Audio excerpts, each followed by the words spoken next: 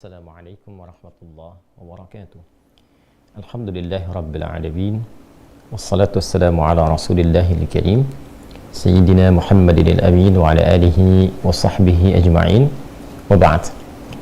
Saudara-saudariku, alhamdulillah kita sangat bersyukur pada Allah Subhanahu wa taala diberikan kesempatan kembali untuk beraktivitas, khususnya di subuh menjelang pagi ini waktu Indonesia bagian barat. Semoga kita semua senantiasa mendapatkan bimbingan, taufik, hidayah, dan ridha Allah Subhanahu wa taala.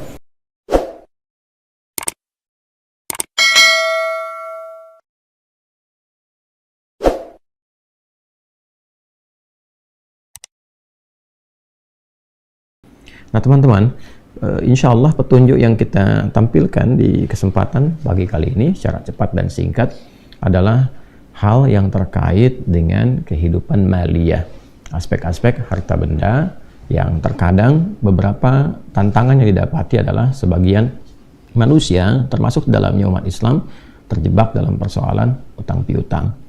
Dasar dari pembahasan ini seringkali ada pertanyaan, yang kadang di dalam pertanyaan itu juga ada permintaan, bahkan tidak sedikit yang tuntutan. Ya, seringkali juga kurang menempat gitu ya. Teman-teman, bersyukur kita pada Allah Subhanahu wa taala saling share, ya kan? Saling bisa memberikan solusi dalam arti mengarahkan dan sebagainya, tapi juga harus menempatkan. Ya, tidak sedikit yang berkirim surat, ya, persoalannya masalah-masalah utang piutang, tapi juga tidak sedikit yang meminta kami untuk melunasi utang, ya. Kadang-kadang bagaimana cara berpikirnya gitu ya.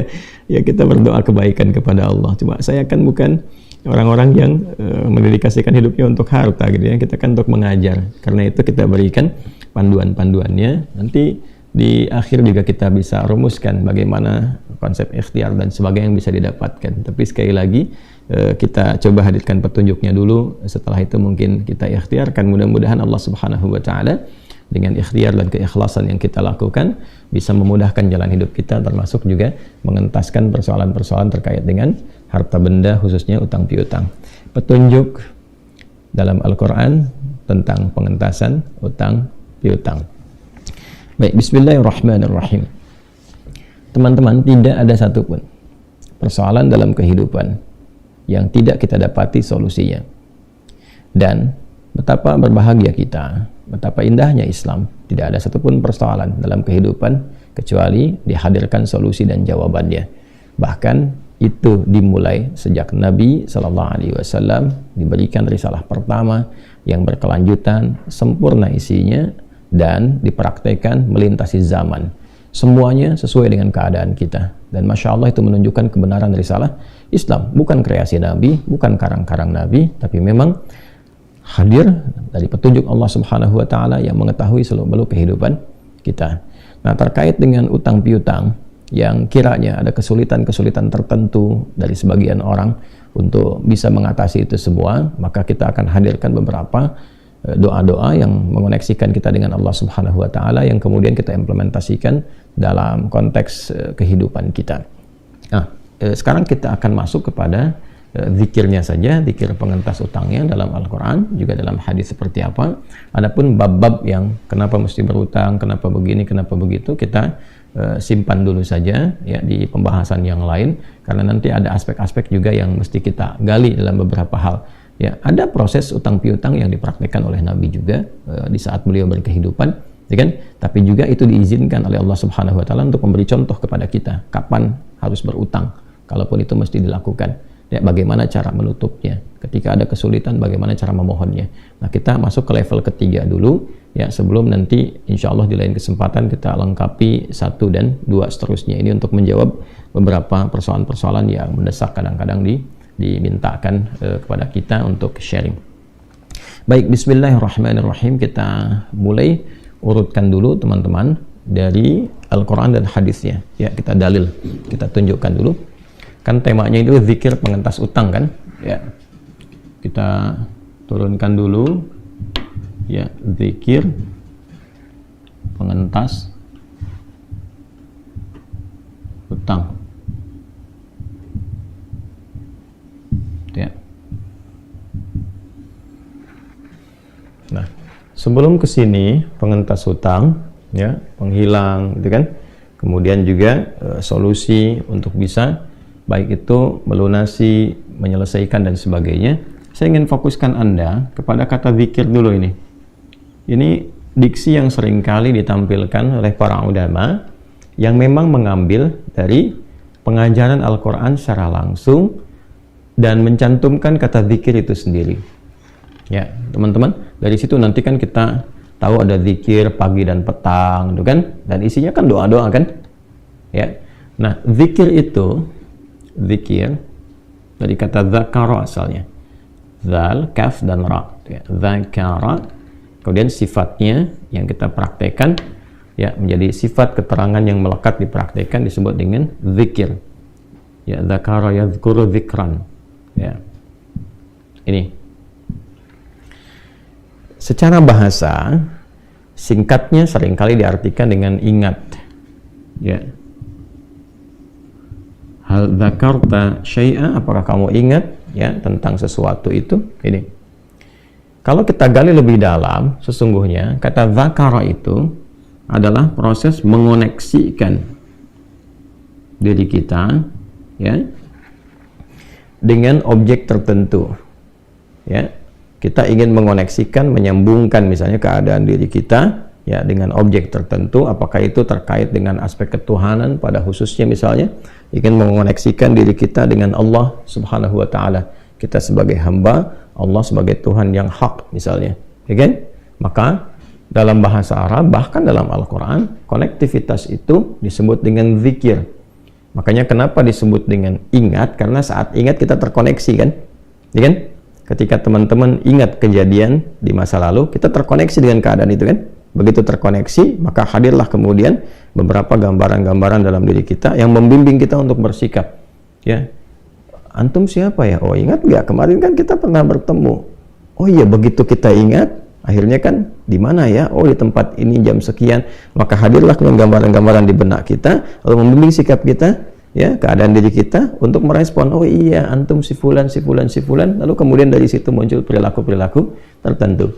Demikian ketika seseorang mengingat Allah Subhanahu wa taala dan terkoneksi, tersambung dengan kuat, maka datanglah kemudian petunjuk-petunjuk, ya kan? Datanglah kemudian gambaran-gambaran yang hadir dalam jiwanya sebagai petunjuk untuk bersikap menyikapi persoalan yang ada dalam kehidupan, ya kan?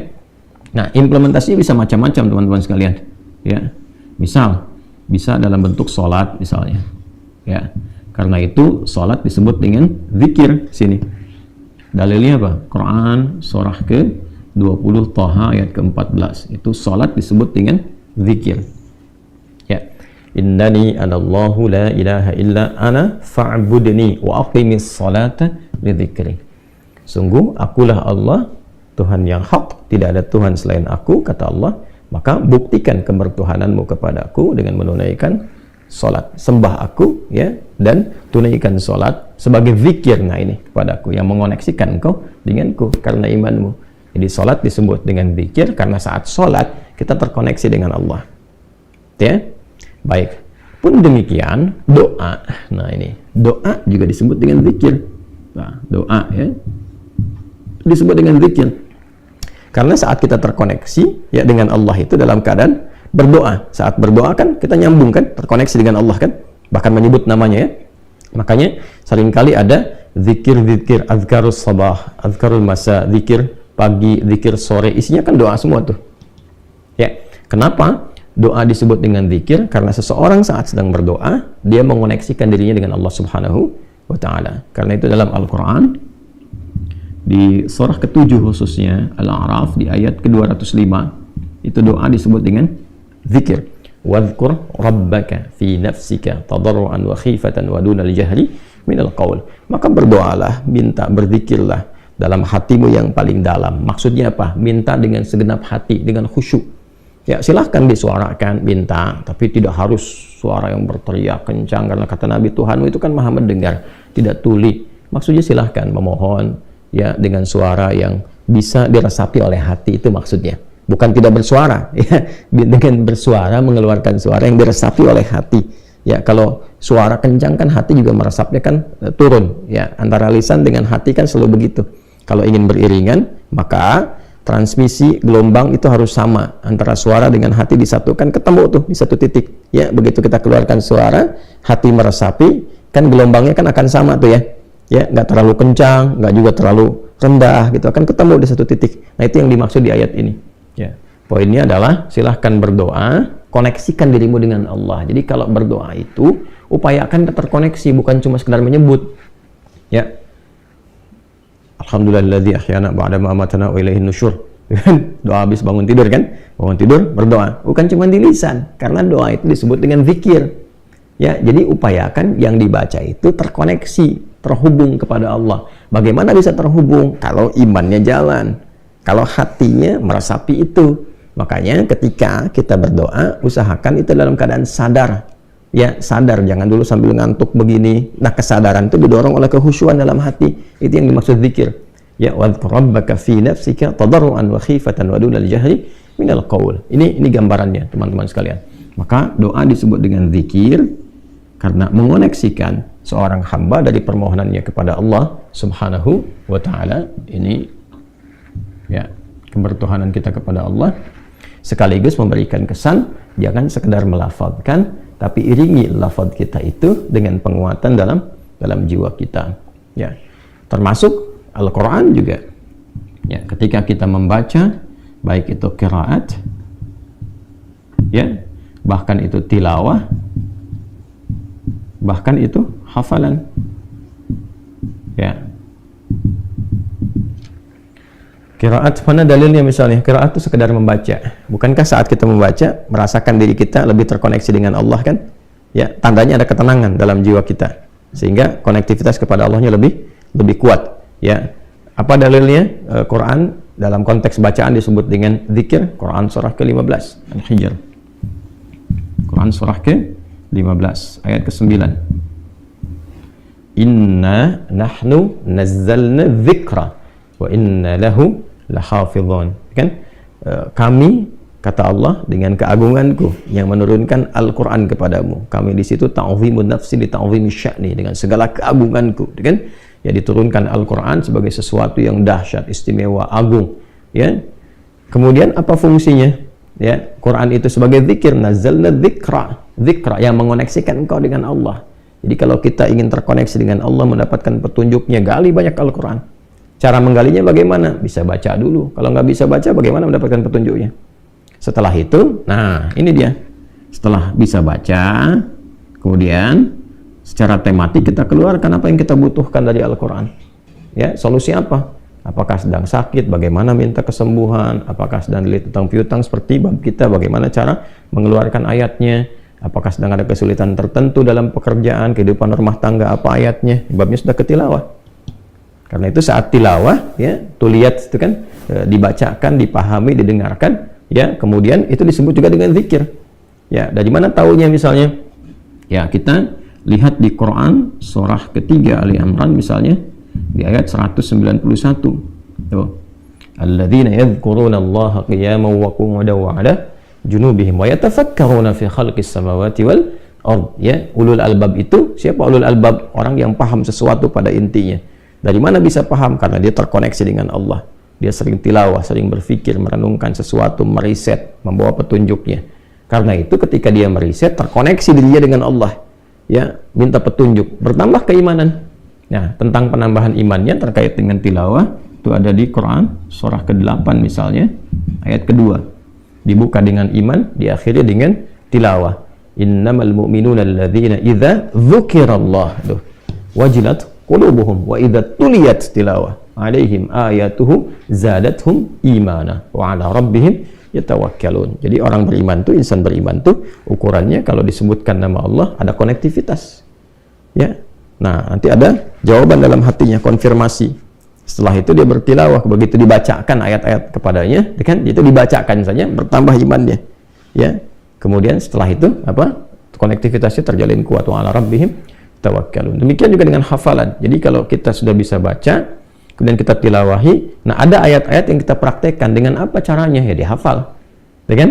Nah, hafalan ini ada yang bentuknya hafalan-hafalan tematis. Misal dalam doa nih, kan ada ayat-ayat dalam Quran, kalau sakit baca apa, ya kan? Supaya kita mudah, kan nggak harus di setiap situasi bisa pegang mushaf, ya kan? Maka hafalkan ayat-ayat itu, kita bawa, ya kan? Nah, ini gambaran contohnya. Maka saat kita akan bawa di setiap keadaan bisa kita praktekkan, maka hafalan mendorong kita untuk mempraktekkan dengan mudah. Nah, hafalan pun disebut zikir. 4 kali disebutkan dalam Al-Quran, ya. Di Quran surah ke-54, ya. Kita temukan teman-teman sekalian, ada 4 kali disebutkan ketika Allah berfirman, walaqad yassarnal Qur'ana lidzikri fahal mim muddakir, ya, dengan menggunakan kata zikir. Saya ambil salah satu saja langsung di ujungnya di ayat ke-40, ya. Jadi kalau kita ambil bagian ini, keseluruhannya kita gabungkan dan kita kembalikan ke tema kita tentang zikir pengentas utang, maka kita akan temukan bimbingan. 1, ya, apa yang dibaca, zikirnya yang dimaksudkan apa yang dibacanya, dan bagaimana cara membacanya, ya. 3, kapan. Nah, jelas ya? Nah, sedangkan kalau kita temukan kata zikir dalam Al-Quran, bentuknya menjawab semua bagian apa yang kita pertanyakan ini. Jadi saya gali dari dasar dulu, ya, supaya kita paham. Dan dengan pemahaman ini, mempraktekannya akan berbeda dengan sekedar cuma saya sebutkan, baca ini ya, baca itu ya, gitu ya. Saya ingin Anda mengerti, saya mengerti, kita mengerti saat membaca itu dasarnya apa. Nanti bisa mengajarkan kembali, itu bukan sekedar kita praktekkan. Dan ini dasarnya adalah keyakinan yang paripurna, jangan pernah ragu sedikit pun. Kita mulai saja cepat. Apa yang dibaca? Kalau terkait dengan apa, kita urutkan ke sini, berarti kan kaitannya dengan doa ya.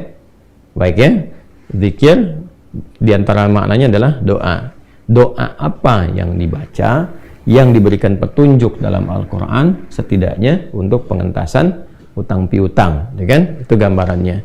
Lalu masuk ke sini, bagaimana qiraatnya, seperti apa tilawahnya, dan konsekuensinya dihafalkan. Lalu setelah itu bagaimana membacanya dan kapan, saat dalam keadaan bagaimana kita bacakan. Yuk kita urutkan cepat ya teman-teman sekalian. Ya, kita akan mengacu praktek ini kepada apa yang diajarkan Rasulullah SAW. Karena syahadat kita kan begitu. Asyhadu an la ilaha illallah, kebertuhanan kita kepada Allah, wa asyhadu anna Muhammadan Rasulullah. Cara kita bertuhan, cara bertuhan kan mempraktikkan ibadahnya termasuk doanya adalah berdasarkan petunjuk Rasulullah Shallallahu Alaihi Wasallam. Jadi kalau kita kaitan dengan Allah kita ambil dari Al-Quran, kaitan dengan Rasulullah kita ambil dari hadis. Prakteknya disebut apa? Sunnah. Jadi jalan yang kita ikutinya dalam praktek kesemuanya itu disebut dengan sunnah. Baik teman-teman, kita akan coba urutkan dulu ayat-ayatnya ya. Quran surah ke-71, surat Nuh ya. Saya kasih kurung untuk memperjelas surat Nuh. Jadi kalau nanti ada kekeliruan, teman-teman bisa langsung luruskan ya. Ayat 10 sampai dengan ayat 12. Sudah? Nah, pelan-pelan. Di halaman 570 sampai 571 ya, kalau saya tidak keliru, dari kiri bawah sampai buka lagi ke atas satu tuh. Kemudian lanjut, Quran surah ketiga Ali Imran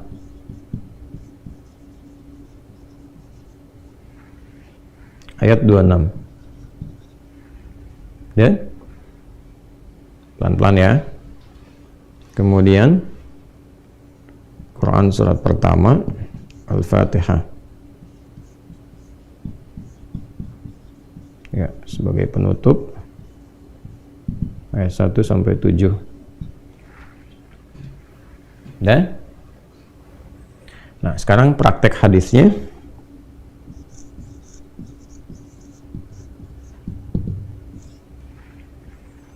Hadis diriwayatkan oleh Anas bin Malik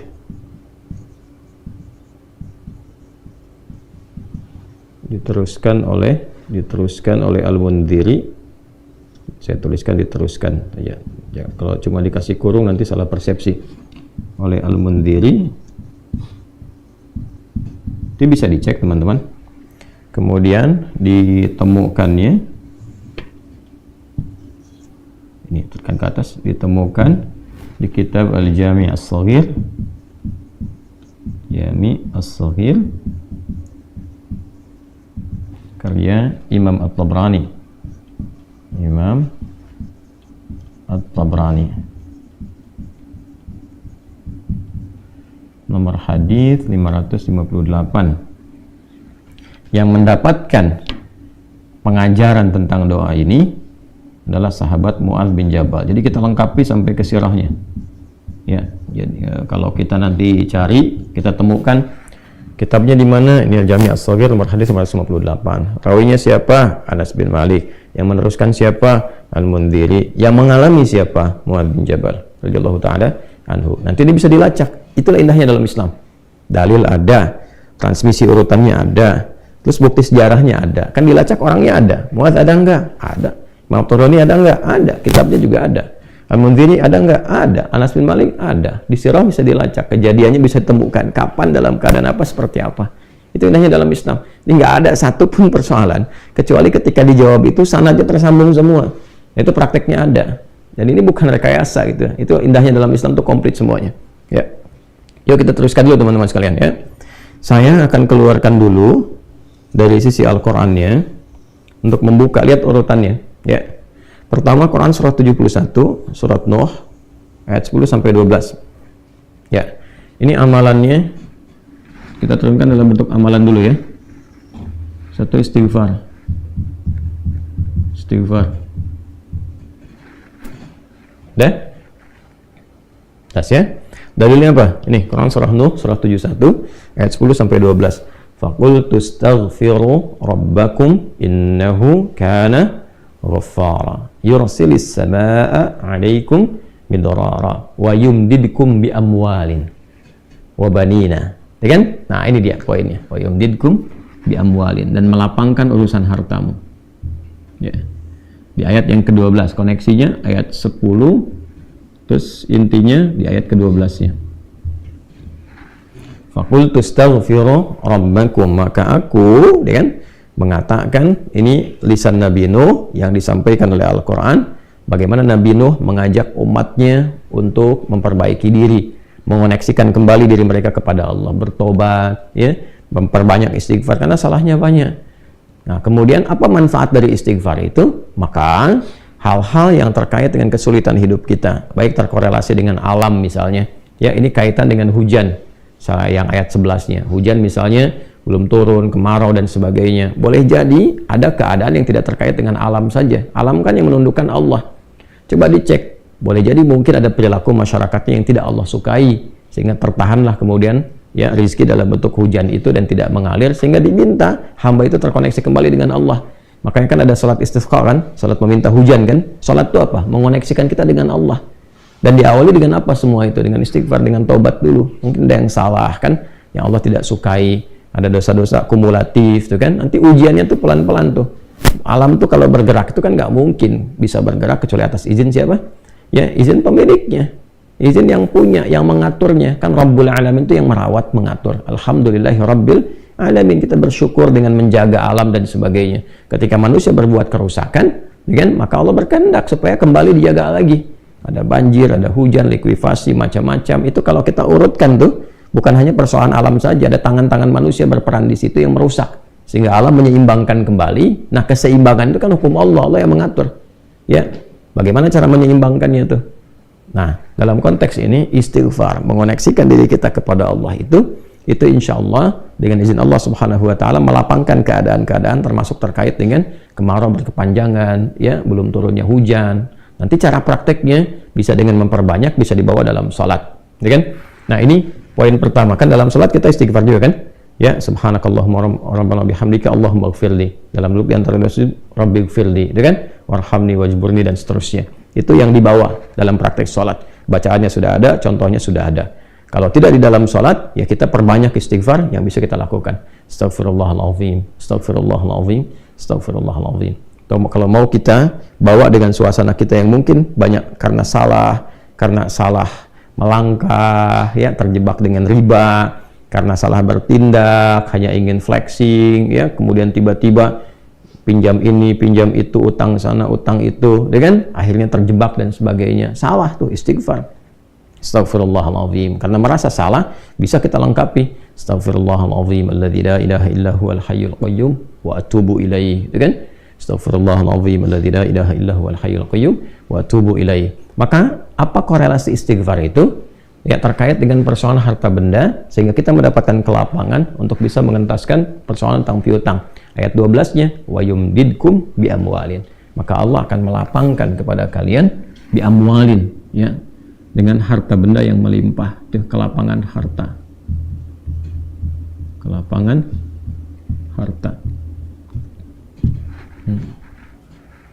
Jelas ya? Ini dalilnya. Jadi dari ayat 10 sampai ke ayat 12. Bahkan itu bisa terus ke aset. Ya, kan seterusnya kan wajannati dan kebun-kebun, aset-aset dan sebagainya. Artinya, bahkan dari keadaan terpuruk pun, kalau Anda benar ada kesadaran dalam diri untuk merubah pola hidup, lebih dekat dengan Allah, itu bukan cuma lunas, diganti oleh Allah dengan kelapangan yang lebih baik, yang membuat Anda nyaman dalam beribadah. Nah, cuma sekali lagi, cara prakteknya nanti dikembalikan ke sini, ke zikir. Ya, kan ini ke bagaimana nih? Setelah apa yang dibaca, bagaimana cara bacanya? Bukan sekedar baca. Mesti ada ketulusan, kesadaran. Karena kan ketika bicara bagaimana, disebutnya zikir, bukan cuma doa, zikir. Ya, karena itu ketika mulai beristighfar, dilakukan dengan benar-benar, dengan niat yang tulus. Ini. Dengan niat yang tulus, dengan ikhlas. Maaf ya, bukan cuma di lisan. Astagfirullah, astagfirullah, astagfirullah, astagfirullahaladzim, alladzi la ilaha illa huwal hayyul qayyum wa atubu ilaih. Enggak. Rasakan segenap jiwa. Ya, apa yang salah selama ini, kan taubat itu kembali pada jalan yang baik, yang Allah sukai. Ada jalan yang salah ditempuh, pengen kembali, akui salah, sesali, minta ampun kepada Allah, ini salah ya Allah, gitu kan. Taubat dulu. Ya, taubat itu kan membuka sekat ya. Kalau saya kasih logika sederhana itu, saya kan sering gambarkan kalau ada, mohon maaf ya, gelas misalnya, saya tidak pandai menggambar dan seterusnya. Ini ada bejana tertentu kan. Nah, ini kan kalau kosong dimasuki apa saja bisa masuk. Tapi kalau disekat nih, ditutup, ya gelas ada penutupnya, kan mau masukin apa juga nggak bisa, mental lagi, mental. Nah, orang-orang yang belum mendapatkan pengabulan dari Allah itu karena boleh jadi belum dapat itu karena mungkin tidak dikabulkannya itu bukan karena nggak dikabul, karena ada sekat ini. Jadi begitu Allah kabulkan misalnya itu mental lagi, hukumnya begitu, karena ada penutup. Nah, ini sekat ini maksiat namanya. Ya, maksiat yang dimaksud dalam hadis itu kan, ketika Nabi menyebutkan seseorang kan, ya, thumma dzakara rajula, mengisahkan seorang lelaki yutilus safara asy'atha aghbara. Masih ingat nggak di situ? Ya, yang penuh dengan debu, gitu kan, berjalan panjang, yamudu yadayhi ilas sama, bermohon kepada Allah, gitu kan, ya, dengan mengangkat tangannya, fayaqulu ya Rabb, dia berkata ya Allah, ya Rabb, yang merawatku, yang memenuhi segala kebutuhan. Ya, apa respon Nabi setelah itu? Anna yustajabu lidzalik. Atau kama qala Rasulullah SAW, bagaimana bisa dijawab? Kenapa? Karena mat'amuhu haram, masyrabuhu haram, walbasu haram, wa ghudhiya haram. Makanannya haram, minumannya haram, pakaiannya haram, dan perangkat hidupnya haram. Yang haram ini menutup tuh. Jadi begitu dikabulkan akan dijawab mental balik. Nah, cara membuka ini, menghilangkan ini semua sekatnya itu dengan istighfar. Faqul tastaghfiru rabbakum innahu kana ghaffara. Jadi kita penuh harap kepada Allah untuk dibersihkan dulu, niatnya bagus, tuh kan? Ya. Sampai kita mendapat di kalimat yursilis samaa 'alaikum midrara wa yumdidkum bi amwalin. Ya, mendapatkan kelapangan. Nah, sebelum kelapangan itu apa dulu yang didapatkan? Nanti ada kenyamanan dalam hati. Begitu air mata mengalir, sadar, lapang hati, ada ketulusan. Nah, ketulusan ini nanti disertai kesiapan, ya, dan kekuatan untuk menjalani petunjuk yang Allah berikan. Nih, kerja ini seperti ini ikhtiarnya. Tuh, jadi nggak ada nawar-nawar lagi, dilakukan aja gitu. Ya, itu Masya Allah, kalau benar kita bisa atasi demikian, menghadirkan kelapangan dalam hati, ketulusan dalam bertobat dan sebagainya, itu insya Allah nggak lama jalannya. Demikian itu ada. Sampai ada merasakan nikmatnya, Masya Allah, bisnis tanpa utang, yang tadinya sering kali terjebak dalam leasing yang nggak bisa bayar, ini yang bunga yang terus berbunga lagi. Tiba-tiba begitu selesai, Anda bisnis tanpa utang, nyamannya luar biasa, enak. Ya, nggak ada dikejar-kejar yang bikin gelisah, tuntutan begini, begitu. Sekalipun mesti ada utang-utang kecil, cash flow-nya bisa diseimbangkan, tapi jalannya syar'i, indahnya luar biasa ini. Ya, dimulai dari sini dulu. Ya, nah sekali lagi, ini gambaran dasarnya teman-teman sekalian. Ya, kemudian setelah itu Setelah istighfar, kita mohonkan, kita mintakan, dan terasa ke dalam jiwa itu, ya, ini gambarannya, apa yang dibaca, bagaimana cara baca, teruskan lagi, masuk ke sini. Quran Surah Ali Imran, Quran Surah ketiga, ayat ke-26. Saya ulangi ya, Quran Surah ketiga, ayat 26. Coba lihat ya, sebelah kanan tuh di pertengahan. Ya'udzubillahi minasyaitonir rajim. Bismillahirrahmanirrahim. Qulillahumma malikal mulki tu'til mulka man tasha' wa tanzi'ul mulka mimman tasha' wa tu'izzu man tasha' wa tudhillu man tasha' biyadikal khair innaka 'ala kulli syai'in qadir. Ya. Kalau mau disambung itu dengan baca praktek dalam hadisnya yang Nabi ajarkan, maka silahkan bisa dipraktekkan langsung dari bimbingan Nabi. Ya, ini di Al-Jami' As-Shaghir karya Imam At-Tabrani nomor hadis nomor 58. Nanti rawinya yang menyampaikan sahabat Anas bin Malik radhiyallahu taala anhu, diteruskan nanti oleh Al-Mundhiri. Nah, apa kisahnya? Kisahnya disampaikan bahwa Nabi sallallahu alaihi wasallam satu saat mengajarkan kepada sahabat Mu'adz bin Jabal. Ini sahabat Mu'adz ini banyak sekali mendapatkan beberapa petunjuk-petunjuk dari Nabi yang sangat penting dan sifatnya strategi semua. Jadi teman-teman yang diplomat misalnya, nah nanti ada fikih diplomat dalam Islam. Mulai dari bagaimana cara memetakan wilayah. Sebelum berangkat tuh udah belajar dulu. Jangan sampai ditugaskan di satu negara, ya Anda nggak pelajari, tiba-tiba langsung datang begitu aja.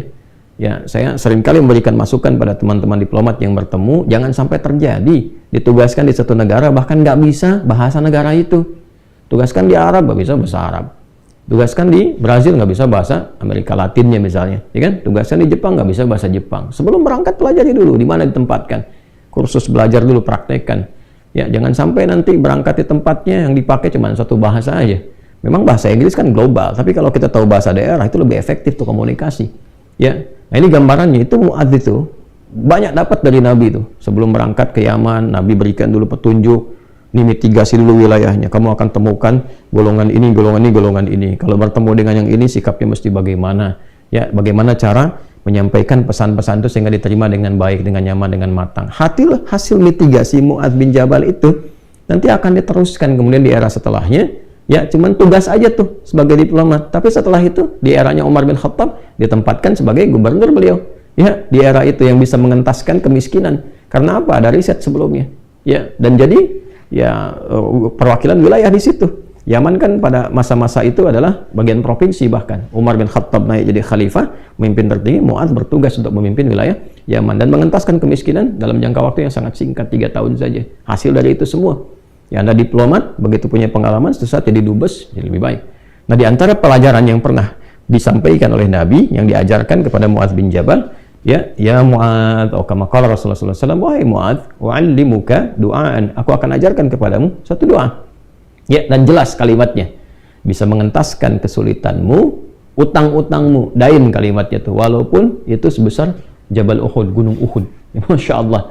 Ya, Mu'adz, maukah engkau aku ajarkan satu doa yang kalau engkau baca itu, engkau punya utang, terjebak dalam satu kondisi, ya, walaupun sebesar Gunung Uhud, Allah akan melapangkannya.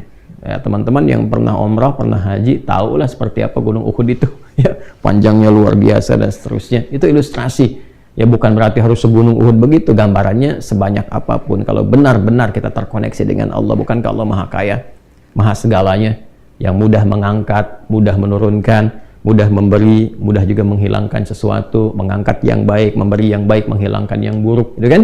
Dan seterusnya. Maka Mu'adz tentu mengiyakan dan Nabi kemudian sallallahu alaihi wasallam memberikan petunjuk doanya, gitu kan? Maka beliau memulai dengan Allahumma, kan? Kalau kita baca ayatnya kan Qulillahumma, ya. Nah, kita bisa bacakan langsung potong dari kata Allahumma-nya berdasarkan pengajaran dari Nabi sallallahu alaihi wasallam kepada Mu'adz bin Jabal. Itu bisa dicek di hadisnya. Allahumma malikal mulki. Coba buka mushafnya ya. Buka mushafnya. Teman-teman buka mushaf ini. Mushaf masing-masing di rumah, cari Quran surah ketiga Ali Imran ayat 26. Kan kata kulnya di situ, kalau kita baca Quran harus dibaca semuanya. Qulillahumma. Tapi kul itu kan katakan, ya, perintah Allah kepada Rasulullah. Nah, kita bisa dalam konteks berdoa, kita bisa langsung bacakan dari Allahumma-nya. Allahumma malikal mulki. Saya ulang ya. Allahumma malikal mulki. Tu'til mulka man tasha' wa tanzi'ul mulka mimman tasha' wa tu'izzu man tasha wa tudhillu man tasha biyadikal khair innaka ala kulli syai'in qadir. Jadi dimulainya dari Allahummanya sampai ke ujung ayatnya. Sudah? Dah ya? Kemudian teruskan. Rahmanad dunya, Rahmanad dunya. Saya tulis ya, teman-teman itu bisa screenshot ya. Rahmanad dunya wal akhirah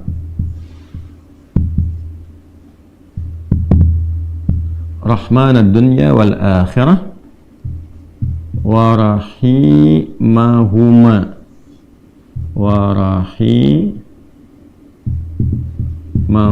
teruskan. Jadi begitu selesai yang Ali Imran 26-nya, ya kita baca dari Allahummanya. Allahumma malikal mulki tu'til mulka man tasha wa tanzi'ul mulka mimman tasha wa tu'izzu man tasha wa tudhillu man tasha biyadikal khair innaka ala kulli syai'in qadir. Rahmanad dunya wal akhirah wa rahimahuma.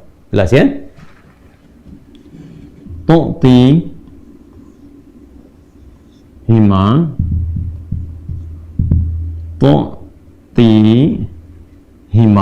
itu kan? Man tasha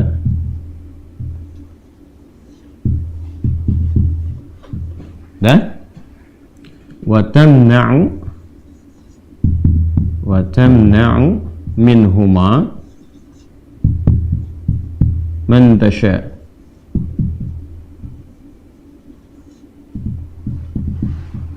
Dah? Sudah?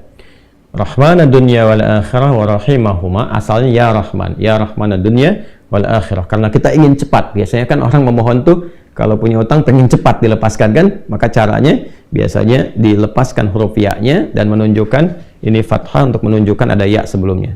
Asalnya ya Rahmanad dunya wal akhirah. Kita percepat supaya kita minta sesuatu dipercepat. Rahmanad dunya wal akhirah wa rahimahuma tu'tihima man tasha wa tamna'u minhuma, ya kan? Man tasha. Terus kemudian aghnini atau kama qala Rasulullah SAW, aghnini birahmatika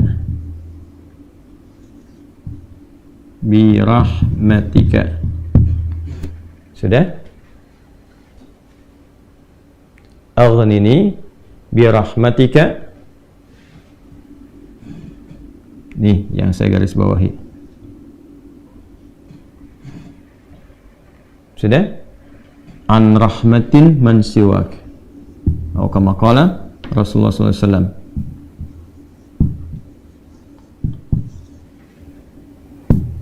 An rahmatin man siwak. Sudah? Ini poinnya di sini yang saya garis bawahi. Allahumma malikal mulki tu'til mulka man tasha. Ya Allah yang menggenggam segenap kekuasaan, Engkau memberikan kekuasaan pada siapa yang Engkau kehendaki. Wa tanzi'ul mulka mimman tasha, dan juga mencabut, mengambil kekuasaan dari siapa yang Engkau kehendaki.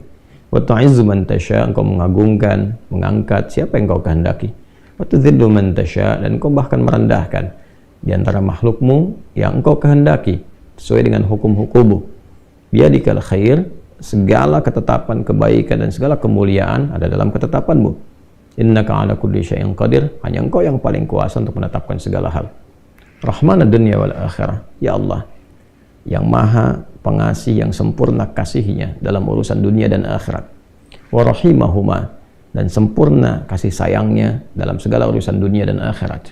Tu'tihi man tasha, Engkau memberi siapapun baik di langit ataupun di bumi kepada siapa yang Engkau kehendaki. Wa tamna'u minhum man tasha, Engkau pun bisa mencegah apapun terjadi bagi siapapun makhlukmu di langit ataupun di bumi. Jadi kita mengambil dua hal nih, yang baik Allah kasih, dari yang buruk-buruk dicegah, gitu kan? Kemudian ini yang paling indah, aghnini bi rahmatika, ya Allah lapangkan aku. Aghni itu dari kata ghina, aghna yughni, aghni asal katanya dari kata ghina, sesuatu yang lapang dari segi harta, kayakan.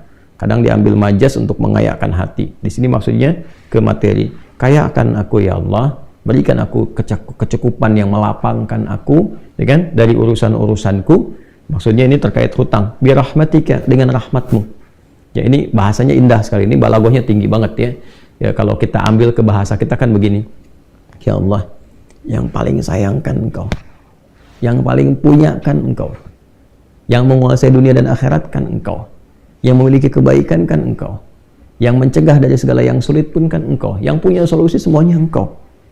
Maka dengan kepasrahanku kepadamu dan pengakuanku atas semua rahmat dan kekuasaan keagungan yang Engkau miliki, aku memohon dengan rahmatmu, dengan kasihmu, hanya Engkau yang sayang ya Allah, yang bisa menyelesaikan urusanku, ya, dan dengan rahmatmu aku mohon yang bisa melapangkan keadaan hartaku untuk melunasi utang-utangku.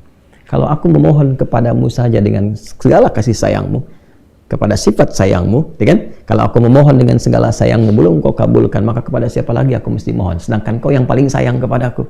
Kalau yang paling sayang saya tidak memberi, lantas kepada siapa saja? Ya, kepada siapa lagi aku mesti memohon?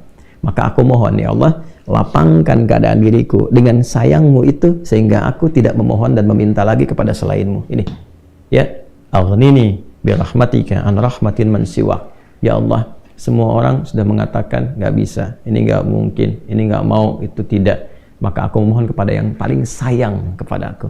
Kalau kepada yang paling sayang saya belum dikabulkan, lantas kepada siapa lagi aku mesti meminta? Mohon lapangkan diriku dan berikan aku kekuatan, sehingga dengan rahmatmu aku tidak meminta kepada siapapun selainmu. Ini indah banget nih kalau kita turunkan dalam bentuk pemaknaan yang balaghahnya. Ini teman-teman doanya.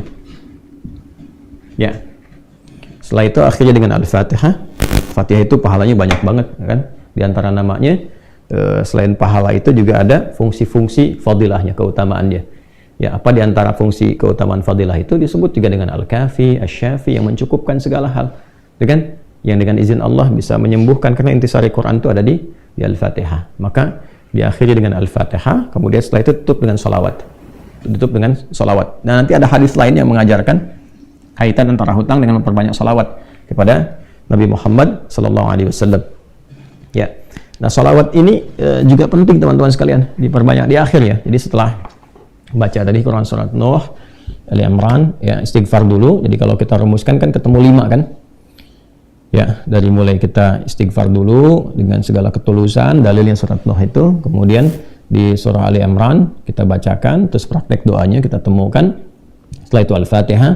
Setelah itu kemudian salawat kepada Nabi Sallallahu Alaihi Wasallam. Jadi di hadis lain ada seseorang yang diajarkan oleh Nabi Sallallahu Alaihi Wasallam untuk memanfaatkan, nah ini dia, kapan waktu, di pertengahan malamnya, ya, untuk memanfaatkan pertengahan malam itu terkait dengan utang piutang juga. Nah, lalu dia berkata, apa yang harus kami lakukan ya Rasulullah? Yang perbanyak gitu kan, ibadah kepada Allah. Lalu diajarkanlah salawat. Aku akan mengambil, kata orang itu, sepertiganya, kata Nabi, itu baik. Kemudian kalau bisa tambah, aku akan mengambil 2/3-nya, kata Nabi, kalau itu baik. Lalu kalau bisa tambah, aku akan mengambil keseluruhannya. Ketika orang itu menghidupkan sholawat di akhir-akhir malam itu, ya, maka Nabi SAW langsung berkomentar, maka Allah akan mencukupkan, bahkan melebihkan apapun yang kamu rasakan gitu ya, yang kamu hadapi. Nah, itu beberapa ulama menempatkan bab itu dalam pengentasan utang piutang. Jadi kalau kita temukan, ketemulah kemudian di sana 5 bagian, yang kelimanya ditutup dengan keadaan ini kapan, yaitu waktunya tengah malam, dan ditunaikan, diawali dengan sholat dulu untuk mengoneksikan diri kita kepada Allah Subhanahu wa Ta'ala. Jadi kalau Anda bertanya kapan ini dibacakan, ya, saya ulangi, kapan ini dibacakan, yang paling pokoknya adalah di pertengahan malam, di 1/3 malam. Jadi bangun malam hari supaya ada getaran kejiwanya lebih cepat mengamalkan Quran. Surah Al-Muzammil itu surah 73 ya, di ayat yang ke-6, inna nasyi'atal laili hiya asyaddu wat'aw wa aqwamu qila. Bangun malam itu bacaannya menyentuh kepada jiwa, lebih mudah mendapatkan kekhusyuan. Jadi 1/3 malam bangun, istighfar gitu kan. Ya, setelah sholat itu, sholat kita supaya bangun konektivitas dulu. Sholat itu kan kalau sudah bagus khusyuk, konektivitasnya tinggi. Setelah itu baru diistighfari. Istighfar menjelang sahar. Ya, wabil asharihum yastaghfirun, menjelang sahar mereka banyak istighfar. Nah, kalau sudah beristighfar, itu Masya Allah nanti di Quran surah ketiga ayat 17 itu nanti akan diberikan oleh Allah 4 kekuatan yang bersanding dengan orang istighfar. As-sabirina was-sadiqina wal-qanitina wal-munfiqina wal-mustaghfirina bil ashar. Punya kekuatan untuk sabar, punya kekuatan untuk membenarkan ajaran Quran dan mengamalkannya. Kemudian apa lagi? Qanitin, khusyuk ibadah. Orang yang biasa bangun malam istighfar di ujung malam tuh lebih khusyuk ibadahnya. Nah, itu wal munfiqin, bisa jadi rajin infak, setara itu, 4 itu bisa setara. Jadi orang yang istighfar, pemahaman pertamanya bisa setara amalnya dengan orang yang rajin infak, yang khusyuk ibadah, orang yang membenarkan isi kitab dan mengamalkan, serta orang sabar. Pemahaman berikutnya adalah mendapatkan 4 keutamaan ini, bisa rajin infak. Bagaimana bisa infak kalau nggak ada yang diinfaki? Ya, makanya itu satu-satunya juga yang menguatkan kembali bahwa ketika bisa istighfar, dipraktekkan di ujung malam, wabil asharihum yastaghfirun. Kapan istighfarnya? Setelah tahajud. Dari mana taunya? Quran surah 51 dari ayat ke-15 sampai ke-18. Innal muttaqina fi jannati wa 'uyun akhidina ma atahum rabbuhum innahum kanu qabla dzalika muhsinin. Ayat 17-nya, kanu qalila minal laili ma yahja'un. Kan mereka itu orang-orang yang sedikit tidurnya, maksudnya menghidupkan malam, rajin tahajud. Setelah itu apa? Wabil asharihum yastaghfirun. Menjelang waktu sahar, sepertiga malam ke waktu sahar, ya, dekat-dekat ke fajar dia banyak istighfar. Nah, saat istighfar itulah dia dapatkan sampai hatinya khusyuk, baru bacakan ini.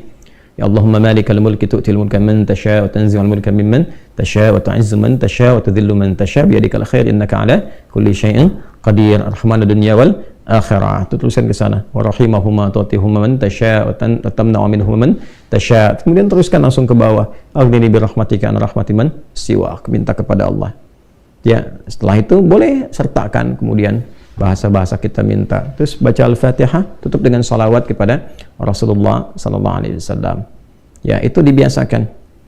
Nah, sampai mendapatkan kekuatan, tapi bukan berarti tidak berikhtiar. Setelah itu ikhtiar tetap. Ya, tetap berikhtiar. Ya, bagaimana cara berikhtiarnya? Itu bisa kita bekerja dengan baik. Kalau nggak ada modal sama sekali, misalnya kita berikhtiar dulu dengan amal kebaikan. Datang ke masjid, berusaha rapi-rapi, gitu kan?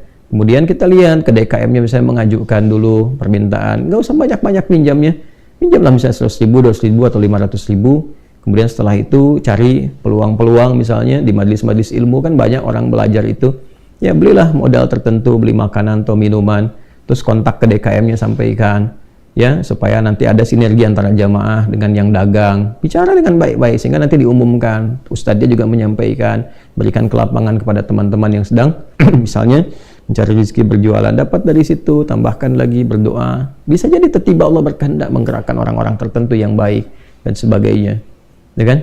Jadi bukan datang ke ustadz untuk melunasi utangnya. Saya lihat beberapa teman-teman tuh kalau minta, saya terjebak riba gini, gimana solusinya? Mau minjam, mau minta dilunasin. Teman-teman saya itu udah tugasnya ngajar. Kalau antum tanya doa saya jawab, tapi ya, kalau urusan dunia carilah gitu kan, terkait dengan dunianya. Bisa antum ke Basnas, bisa ke bagian DKM masjid, bisa ke teman-teman pengusaha yang muslim yang baik-baik ya. Kalau saya kan ngajar gitu. Ya kalau ada alhamdulillah, kalau ada gitu kan. Ya, tapi kalau yang sifatnya terkait dengan bimbingan itu lebih utama. Itu lebih utama. Nah, ini yang kira-kira bisa kita pelajari, silahkan diintisarikan ya oleh teman-teman semua, diintisarikan, dikeluarkan, dituliskan. Nah, jadi apa yang kita pelajari, keluarkan dulu tuh dalilnya apa saja, tuliskan, nanti jadi satu bagian hizb ya yang tersusun. Nah, itu yang kita bacakan nanti, istighfar. Ya kan? Bangun dulu malam. Bangun malam sepertiga ya. Sekarang mungkin setengah 3, jam 3 lah, ya kan? Nah, kalau nggak terbiasa tahajud panjang, nggak usah dipaksakan banyak-banyak. 2 rakaat dulu, witirnya 1. Kalau belum khusyuk, jangan dulu witir, misalnya tambah 2 rakaat lagi. Setelah itu witir, setelah itu istighfar. Istighfarnya yang betul, dari hati yang paling dalam. Ya, melebihi cinta lah. Cinta pada manusia aja bisa sambil bermohon-mohon. Ini cinta kepada Allah, masa nggak lebih daripada itu? Harus lebih. Ya, setelah itu teman-teman teruskan ke Ali Imran tadi, akhiri dengan Al-Fatihah, kemudian sempurnakan dengan salawat pada Rasulullah SAW. Ya, setelah itu ya silahkan sholat subuh berikhtiar yang baik-baik seperti itu ya, berikhtiar dengan baik, nanti Allah akan lapangkan. Ya, boleh jadi nggak harus langsung dipraktekkan besoknya langsung dapat, nggak begitu. Ya, kan yang dituntut tuh kedekatan kita dengan Allahnya. Kadang diuji dulu, coba sehari, 2 hari, sepekan, sebulan, supaya dituntut benar-benar serius sampai kita lapang dan ada tawakal. Tawakal itu kepasrahan paripurna setelah berikhtiar. Ya, itu kalau sudah di titik itu, Allahu Akbar, Allah datangkan tuh, jalankan dan sebagainya. Kan yang mengatur Allah juga, ya kan? Nah, perilakunya perbaiki juga. Ya, perilaku kita perbaiki dulu. Saya kira itu yang kita bisa uraikan di pertemuan kali ini untuk dibahas. Mudah-mudahan bisa disusun dengan cara yang baik. Teman-teman, izin untuk menguatkan informasi bahwa insya Allah di pekan depan mungkin akan ada kajian khusus di Mira itu untuk kelas profesi. Jadi mohon dilengkapi data-data yang sudah ada. Insya Allah dalam waktu yang tidak lama, insya Allah pekan depan lah saya siapkan dia. Sedang mencari tempat yang sesuai dulu, karena kajiannya tidak berlangsung di masjid, karena ini kan kelas khusus, kelas terkurikulumkan gitu, terkurikulum supaya bisa spesifik belajarnya. Kita akan mencari lokasi yang baik dia untuk bisa dihadirkan suasana itu. Nanti akan diinfokan kalau tidak Kamis ke Jumatnya. Jadi Kamis itu membutuhkan waktu 3-4 hari untuk menyusun data-data yang sudah masuk. Teman-teman yang sudah masuk Mira itu, tolong sekali lagi diupdate ya. Kemudian diperjelas semua informasinya supaya kita bisa tempatkan di kelas-kelas spesifik. Nanti akan ada undangan ke teman-teman semua. Mungkin kalau beres Rabu, Kamisnya undangan untuk menetapkan tempatnya di mana akan belajar. Insya Allah mungkin 50-100 orang dulu ya, supaya ini kan pelajaran khusus, bukan kajian umum sifatnya demikian. Nanti akan ada kelas-kelasnya. Kita kan udah ada 5 kelas itu ya. Ada kelas pengusaha, kelas bisnis, kelas kedokteran kesehatan, ada kelas pelajar, kelas ilmuwan, dan ada kelas ibu rumah tangga kan. Nanti ada kelas-kelas yang lainnya juga kita runtutkan, dan jumlahnya cukup banyak. Insya Allah kalau pesantrennya sudah jadi, itu cukup menampung banyak, dan di situ ada juga asramanya sebelum dipakai sama santri yang formal. Saya ingin teman-teman merasakan dulu hasil wakaf kita semua ya, sehingga kita insya Allah juga merasakan apa yang kita bangun bersama, dan kita niatkan sebagai wakaf lillahi ta'ala, sebagai ibadah pada Allah subhanahu wa ta'ala. Insya Allah direncanakan, mudah-mudahan dananya tercukupi, kita September itu bisa sudah banyak yang diselesaikan, tinggal masjid mungkin ke akhir tahun, karena masjid detailnya itu cukup kompleks ya, karena yang kita ingin tunjukkan adalah bagaimana memuliakan ibadah di dalam masjid, sehingga masjidnya dibikin nyaman dan syiarnya lebih baik, tapi terjaga, bukan dimewah-mewahkan tapi nggak ada isinya, tidak ya. Jadi kita lengkapi, teman-teman masih terbuka, silahkan ya, ada peluang-peluang yang sangat baik. Mudah-mudahan BSI-nya sudah jalan, sudah bisa masuk ke rekening yang sama, Bank Syariah Indonesia, nomor rekening 111 ya, kemudian 4444 142, satunya 3 kali, 4-nya 4 kali, 142 atas nama Ma'had Islam Rafi'ah Akhyar ya. Dipersilahkan, mudah-mudahan kita dengan segala niat baik itu bisa sempurna, selesai maksudnya, dan dengan itu kita bisa isi ya, insya Allah. Kemarin etikaf sebagian saya coba undang juga, diantaranya khususnya murid-murid yang bisa menikmati sebagian dari masjid yang area dalamnya yang kita sekat dulu supaya jariahnya berjalan selama Ramadan. Alhamdulillah bisa merasakan kenyamanan, dan saya berharap nanti kalau asrama selesai, kelasnya juga udah bagus, jadi bisa nginap di sana ya. Jadi teman-teman bisa nginap, kemudian juga bisa belajarnya di kelasnya, ibadahnya di masjidnya, sehingga semua terasa, dan nggak ada biaya, gratis, kita bangun sama-sama kok ya, kecuali teman-teman untuk makan saja, untuk nyuci silahkan gitu kan, bisa bawa makanan sendiri boleh. Kalau mau sama-sama misalnya di situ cari menu ditetapkan bersama ya, silahkan. Nanti keluar biaya sekian untuk makannya, untuk laundrynya berdasarkan pengetahuan teman-teman juga, karena saya nggak biasa mengajar dengan bayar narik ini itu, nggak, itu sesuatu yang sangat kami jauhkan. Yang berbeda dengan persoalan teman-teman mau infak untuk pesantren, untuk itu hal yang lain gitu kan. Tapi untuk belajar sama sekali saya tidak pernah menyampaikan yang terkait dengan minta sesuatu, apalagi naudzubillah min dzalik, tarif dan sebagainya, tidak. Semoga Allah jaga dari hal-hal yang demikian. Terima kasih teman-teman, semoga Allah muliakan kita. Dan yang terakhir saya ingatkan, insya Allah mungkin belum muncul flyernya, tapi ini sangat terbatas sekali. Kita akan ada program umrah ya di akhir tahun, di Desember ke Januari, mengambil akhir tahun, dan itu akan dimulai pendidikannya. Jadi ada pendidikan, belajar formal dari mulai Juni-Juli. Jadi daftarnya dari sekarang sampai ke Juni, dan itu belajarnya bukan hanya sirah, nanti terkait juga dengan hafalan Quran. Jadi ini program khusus Hamalatul Quran. Hamalatul Quran itu mencetak para ahli Quran yang disiapkan oleh program umrah. Nanti di sana setorannya di Masjidil Haram, Masjid Nabawi, insya Allah. Mudah-mudahan nanti ada salah satu imam di Masjidil Haram juga yang bisa menyertai, baik itu takrim untuk haflahnya di sana, ataupun juga untuk bisa menerima setoran yang kira-kira bisa mewakili untuk kita semuanya. Nanti kita siapkan di akhir tahun. Jadi pendidikannya selama 6 bulan, menghafal Quran selama 6 bulan, belajar sirah, nyampe sana kita belajar napak tilas kehidupan Nabi, sekaligus juga mempraktekkan dan menyetorkan hafalan Quran kita, yang insya Allah takrimnya salah satunya akan dimuliakan melalui masyayikh ya, kalau bukan nanti imam, salah satu imam Masjidil Haram atau masyayikh yang ada di Haram. Saya sudah berkomunikasi, alhamdulillah, di kemarin saya ke sana, dari mulai Madinah diterima di, alhamdulillah di ruang imam Masjid Nabawi. Kepala kantornya menerima kami. Saya juga alhamdulillah bisa ketemu dengan Syekh Ali Hudzaify, kemudian melihat imam-imam setoran. Itu setoran dulu tuh sebelum, Masya Allah, sebelum mereka memimpin sholat setoran. Saya alhamdulillah diundang masuk situ, lalu diberi akses khusus untuk juga menyalami di makam Nabi SAW menjelang ke Isya. Alhamdulillah dikasih akses, yang lain diberhentikan, kita diminta di depan, bukan masuk ke dalam depan, tapi terbatas sekali, hanya kami saja, saya dengan 2 pengawal pendamping. Kemudian setelah itu dibawa akses ke Raudhah, sholat di belakang imamnya, dan kita tahu perjalanan di mana mayit yang mau disolatkan itu letaknya di mana dan sebagainya. Demikian di Masjidil Haram juga alhamdulillah kita diberikan akses juga ya ke Masjidil Haram, ketemu baik di perpustakaan ke atas, kemudian dengan pengelola, kemudian juga dengan mantan Amir Direktur untuk Kuliatul Haram. Jadi di Masjidil Haram itu ada satu pendidikan selevel S1 namanya Kuliatul Haram. Jadi kuliah di dalam Masjidil Haram. Beberapa masyayikh juga. Nah, kita alhamdulillah jadiin kerjasama juga. Nanti ada program khusus yang mungkin bisa di follow up. Dan di Jeddah juga alhamdulillah kita ketemu dengan para masyayikh-masyayikh yang baik dari riset Quran dan sebagainya. Nanti salah satunya kita akan hidupkan melalui program umrah ya yang bisa dioptimalkan. Jadi bukan cuma sekedar berangkat ya. Sayang-sayang investasi mohon maaf, harta, tenaga, pikiran cuma untuk ke sana, kemudian ibadah belum tentu baik juga. Saya katakan belum tentu baik itu karena ada yang tawaf sekarang sambil live, gitu kan? Sayang-sayang gitu. Saya sambil main-main, apa yang didapatkan dari itu semua. Nah, kita ingin berubah persepsi itu supaya mendapatkan banyak keberkahan, kebaikan dari apa yang kita siapkan, kita rencanakan. Kemudian untuk adik-adikku, para kader-kader ulama yang sedang belajar, tolong dipersiapkan juga dengan baik. Ya, belajar yang benar, belajar yang baik, karena di antara paket pembelajaran kita akan kirimkan juga belajar di masyayikh-masyayikh itu. Ada yang dengan kami di sini, nanti kita akan kirim tuh baik keluar, nanti juga belajar di Haramil Makki, ya belajar juga dengan para masyayikh ada di beberapa negara. Kita akan kirimkan di waktu-waktu yang sudah kita rencanakan insya Allah. Mudah-mudahan Allah ridha. Jadi kalau saya pun meninggal dunia, nanti kan ada yang neruskan pesantren. Pesantren itu bukan milik pribadi, itu dikelola yayasan, nanti ada yang neruskan kembali. Ya, kita cuma sebentar lah, selama ajal Allah berikan pada kita mencoba yang baik, nanti hasil-hasil itu pulang, dan teman-teman mengajar, balik ke kampung masing-masing nanti, ya.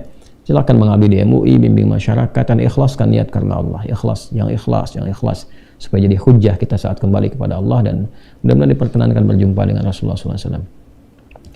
اللهم تقبل منا إنك أنت السميع العليم وتب علينا إنك أنت التواب الرحيم اللهم يا رحمن الدنيا والآخرة يا أرحم الراحمين أغننا برحمتك يا الله برحمة أمن سواك اللهم يا أرحم الراحمين يا مالك الملك تؤتي الملك من تشاء وتنزع الملك ممن تشاء وتعز من تشاء وتذل من تشاء بيدك الخير إنك على كل شيء قدير ربنا لا تدع لنا في مقامنا هذا وفي كل مقام ذنبا إلا غفرته ولا هما إلا فرجته ولا دينا إلا قضيته ولا مريضا إلا شفيته ولا حاجة من حوائج الدنيا والآخرة فيها لك رضا وفيها لنا الصلاة إلا قضيتها يا أرحم الراحمين ربنا آتنا في الدنيا حسنة وفي الآخرة حسنة وقنا عذاب النار صلى الله على سيدنا محمد وعلى آله وصحبه أجمعين وآخر دعوانا سبحانك اللهم وبحمدك نشهد أن لا إله إلا أنت نستغفرك ونتوب إليك والحمد لله رب العالمين السلام عليكم ورحمة الله وبركاته.